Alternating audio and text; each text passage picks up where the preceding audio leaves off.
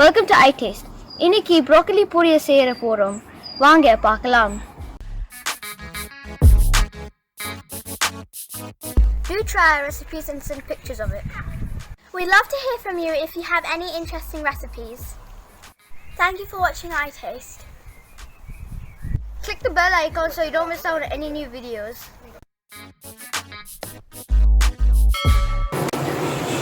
Broccoli பொரியல் எப்படி பண்றதுன்னு பார்க்கலாம். ப்ராக்கலி வந்து காலிஃப்ளவர் மாதிரி சின்ன சின்ன ஃப்ளவர்ஸா முதல்ல வந்து வெட்டி வச்சுக்கணும். வெட்டி வச்சுட்டு காய்ச்சியில் ஆயில் ஊற்றி கடுகும் உளுந்தம்பருப்பும் போட்டுட்டு வெங்காயம் வந்து போட்டு வதக்கணும். நல்லா ப்ரௌன் ஆகிற வரைக்கும் வதக்கணும்.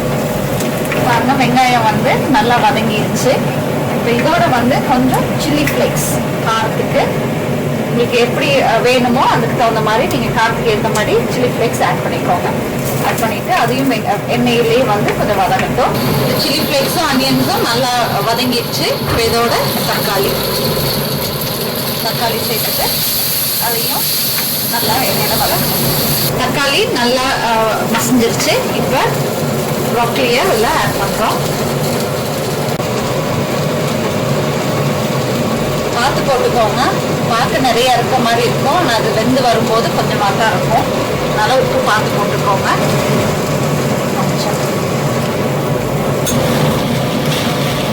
மஞ்சளும் உப்பும் போட்டுட்டு ஒரு மிக்ஸ் பண்ணிட்டு அடுப்பை நல்லா சிம்மில் வச்சுட்டு மூடி வைக்கலாம். அது குக்காய் வரும். நிறைய அதே தண்ணி விடும். அதனால வந்து நீங்கள் ரொம்ப தண்ணி சேர்க்க தேவையில்லை.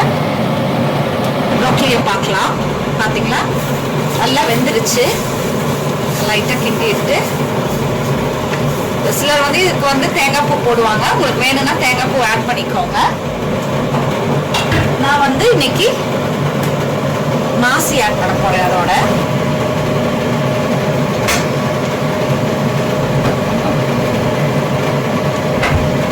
லைட்டாக மிக்ஸ் பண்ணிட்டு ஒரு 3-4 மினிட்ஸ் ஆனால அந்த மாசி நல்லா மிக்ஸ் ஆனதுக்கப்புறம் அடுப்பை வந்து ஸ்விட்ச் ஆஃப் பண்ணிடலாம்.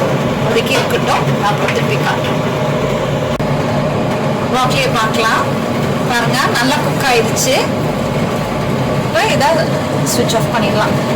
சிலர் வந்து இதுக்கு வந்து எக் வந்து ஆட் பண்ணுறதுனா கடைசியில் எக் வந்து ஆட் பண்ணிட்டு நல்லா மிக்ஸ் பண்ணி விட்டா அதுவும் நல்லா டேஸ்ட்டாக இருக்கும். ஆனால் இன்னைக்கு நான் வந்து மாசி ஆட் பண்ணதுனால எக் ஆட் பண்ணல. இப்போ இது குக் ஆயிடுச்சு. இதை வந்து ட்ரான்ஸ்ஃபர் பண்ணிடலாம். ப்ராக்கலி பொரியல் ரெடி ஆயிடுச்சு. ப்ராக்கலி வந்து அயன் கண்டென்ட் வந்து ப்ராக்கலியில வந்து ரொம்ப அதிகமாக இருக்கு. ஸோ இது வந்து ரொம்ப நல்லது உடம்புக்கு சேர்த்துக்கிறது. நீங்கள் இதை குக் பண்ணி நீங்கள் என்ஜாய் பண்ணுங்க.